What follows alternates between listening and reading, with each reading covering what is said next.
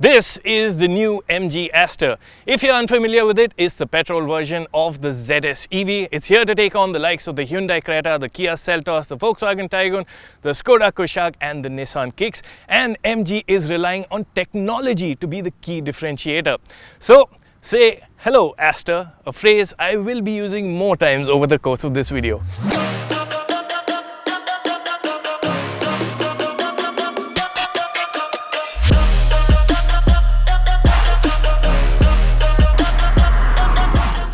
As mentioned, the Astor is the petrol version of the all-electric ZS EV. So, in the context of the 4.3 meter long midsize SUVs it's up against, the Astor is about the size of a Hyundai Creta, give or take a few millimeters in length, width and height. The Astor's 25-85mm wheelbase is the shortest in the segment, but again, not by all too much. The Astor fits in not only in size, but in look as well. It has the same high-riding crossover stance and generally pleasant appearance as its EV sibling. But certain styling elements are different and these will eventually be rolled on to the ZS EV facelift as well. Differentiating the Astor is its redone and crisper looking front, where the new grille with its outwardly radiating studs is the focal point. Sharper headlamps with what MG calls Hawkeye DRLs flank the grille, and the bumper, fog lamp enclosures and air dam are redone too. Look closer and you'll note the radar, cameras and proximity sensors on the Astor. At the sides, there's not much to distinguish the Astor from a ZS EV, and it's really the distinct design of the alloy wheels that'll help identify the petrol version. Top spec versions get 17-inch machined alloy wheels, and there are also front and rear disc brakes with calipers finished in red. Around the back, the LED tail lamps get a new Hawkeye signature like the DRLs up front, and the bumper has been restyled too. This being a combustion engine powered model, it does sport an exhaust, though it's hidden from view. Ironically enough, there are fake exhaust surrounds on the lower portion of the bumper. What do you think of the MG Astor? Would it be your pick among the mid-size SUVs? Let us know in the comments section below. And if you haven't already, do like the video and subscribe to the Autocar India channel and join us on the journey to 2 million subscribers. Remember I told you MG is counting on technology to be the differentiator? Well, that impression starts even before you get inside.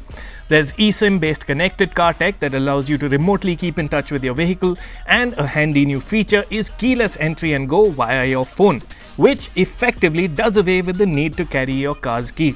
Unlock via your phone and you're good to go. And because it works on Bluetooth and not 4G, you aren't reliant on mobile network coverage. Once you're in, you'll like what you see. The MG Astor's cabin is very well turned out and it has a lot of stylish elements. Things like the turbine-like aircon vents at the sides really uplift the cabin. The steering wheel is really nice to hold and looks like it belongs to a more expensive and almost German car.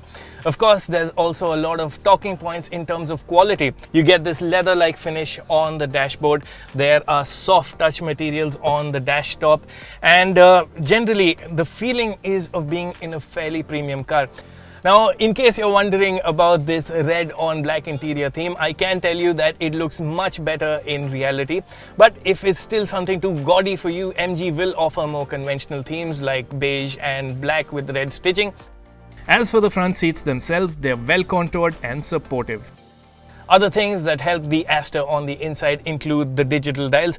The center screen in particular is of a very high quality. The graphics are really rich.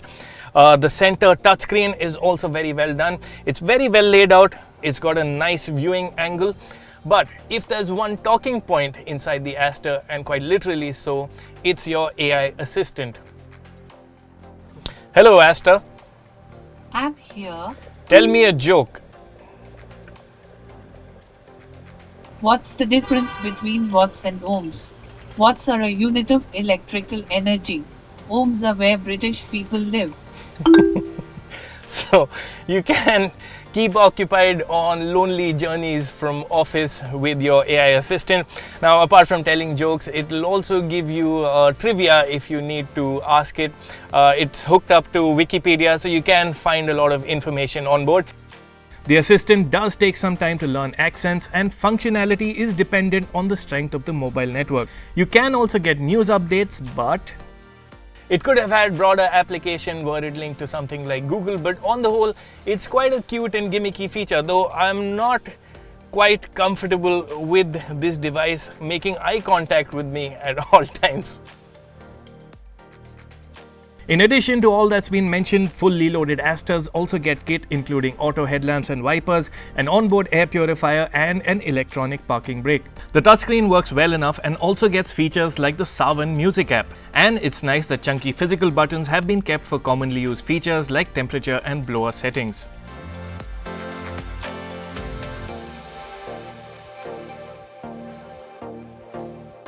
However, that being said, there are some omissions as well. For instance, while the driver's seat gets 6-way power adjust, there's no front seat ventilation, and even telescopic steering adjust has been given a miss. There's no wireless phone charger or auto-dimming rear-view mirror either. A 360-degree camera is part of the package, but the low-res graphics are disappointing. Shifting focus to the back. Space and comfort at the back of the MG Astor is pretty good. Now, I'm just under 6 feet tall, the front seat is set to my driving position, and I have a reasonable amount of knee room and a lot of space to tuck my feet under the front seats. Now, the cabin isn't really wide to seat 3 large adults of my size in great comfort, but 3 average size adults should be reasonably comfortable at the back. What's also nice is that MG has provided an adjustable headrest for the middle seat passenger, and the center hump isn't all that large. Other amenities at the back include air conditioning vents. You also get 2 USB slots. The armrest folds down and settles at a nice and comfortable position. You get 2 cup holders inside here. But the defining feature inside the MG Astor's cabin, at least for those seated at the back, is this panoramic sunroof, which really gives a great view of the world above. Interestingly, the Astor doesn't have a raised floor like the ZS EV does to accommodate its lithium-ion battery pack. And what that means is that the seating position is less knees up, more natural and generally better than what you get in the all-electric version. MG hasn't disclosed luggage capacity as yet, but there's seemingly a fair amount of space on offer, and you can fold the 60-40 split rear seats to make more room too. However, the loading lip is a touch high. The MG Astor is available with 2 engine options, and both are petrols. Yup, like many of its rivals, the Astor will be a petrol-only model. Official fuel economy numbers are yet to be revealed, but what we do know is that the range starts with a 110 HP 1498cc naturally aspirated unit that can be had with a 5-speed manual gearbox or an 8-step CVT auto. The other engine on offer is a 3-cylinder 140 horsepower 1349cc turbo petrol that's solely on offer with a 6-speed torque converter automatic transmission. It's this engine gearbox combo that I'll be focusing on in this review. As you might have worked out by now, our first drive took place at the Budh International Circuit, so the experience was primarily about high-speed performance and manners. When you're on a racetrack like the BIC, you will be driving hard, and when you do so, you will find that this engine is smooth, but it's not the most enthusiastic. It'll rev till about 5,900 RPM when you really extend it. On hard driving, the engine also came across as louder than the 4-cylinder turbo units of its rivals. And when you're also driving fast, you'll notice that there is a mild pause between gear shifts. It's not the snappiest gearbox in the business. There are no paddle shifters on offer, but you can take manual control via the gear lever. Again, responses aren't what you'd call urgent, though the shifts are smooth. Now, a racetrack is typically not where you drive your mid-size SUV, but we are here at the BIC, so I can tell you that this is a pretty softly sprung SUV. There's a lot of body roll in the corners. There's a reasonable amount of grip, but push the Astor hard, and it's the tires that will protest first and foremost.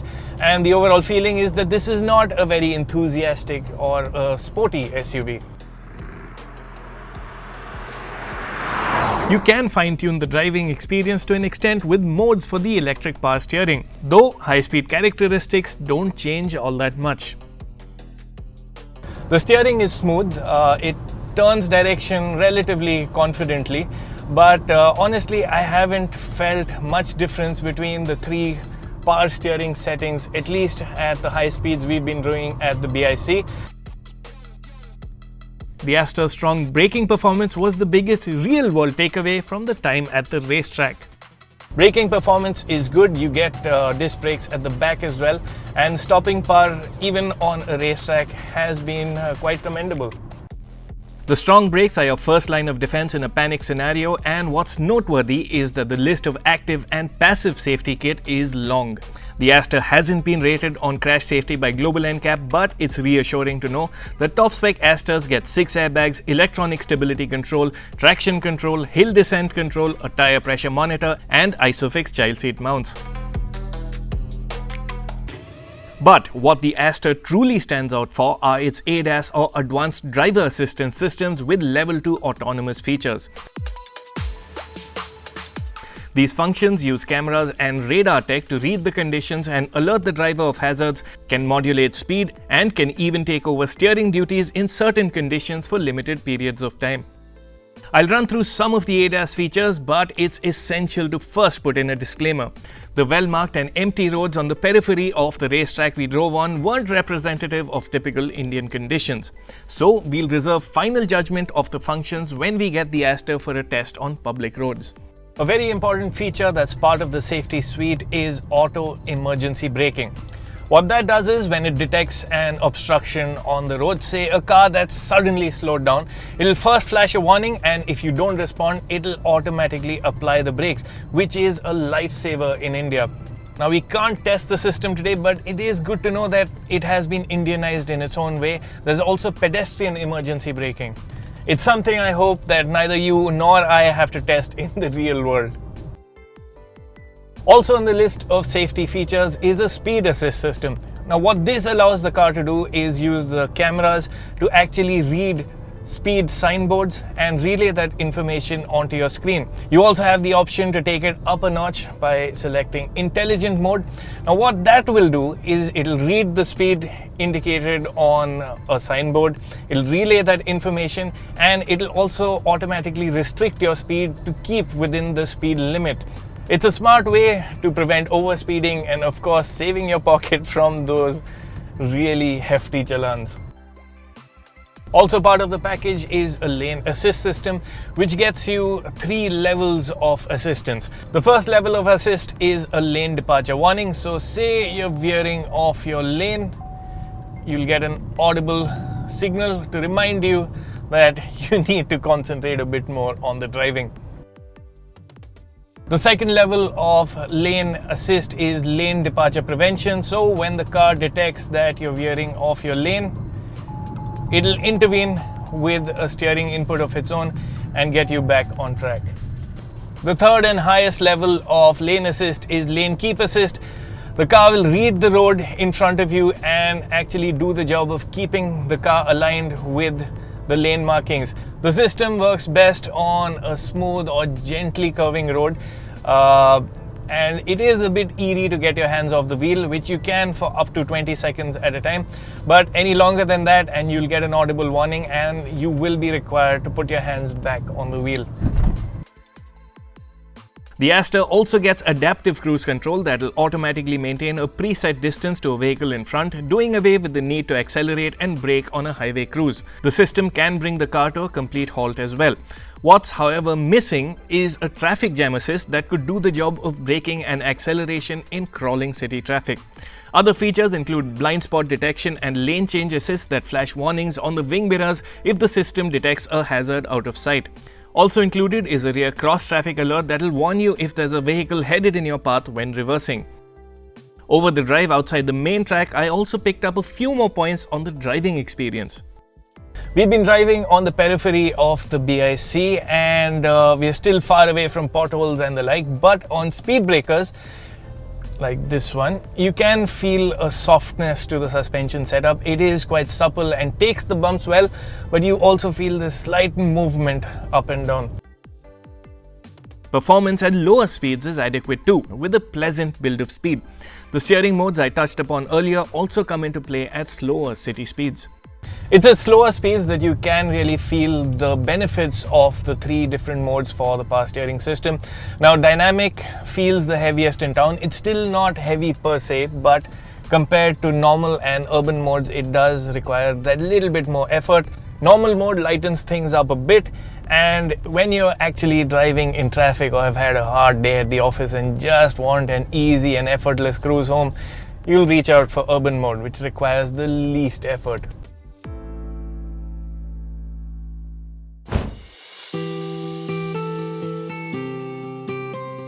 So that's the MG Astor for you. Set to go on sale in the coming weeks and likely to be priced at par with petrol versions of the Hyundai Creta, the Astor is expected to come in at 10.5 to 17.5 lakh rupees ex-showroom. 5-seat versions of the larger XUV 700 could tempt buyers away though. While we'd like a full-blown drive on public roads to judge real-world performance, ride, economy and of course the ADAS features, there are a fair few takeaways from the track drive. The Astor is handsome on the outside, feels upmarket inside and has a smooth and easygoing nature. It isn't the most exciting of the mid-size SUVs to drive and misses some comfort features too, but the Astor will sure appeal to tech enthusiasts with its connected tech, ADAS functions and to an extent AI Assistant too. And it's this novel tech and premium cabin that could help the Astor win itself a fan following in the competitive mid-size SUV segment.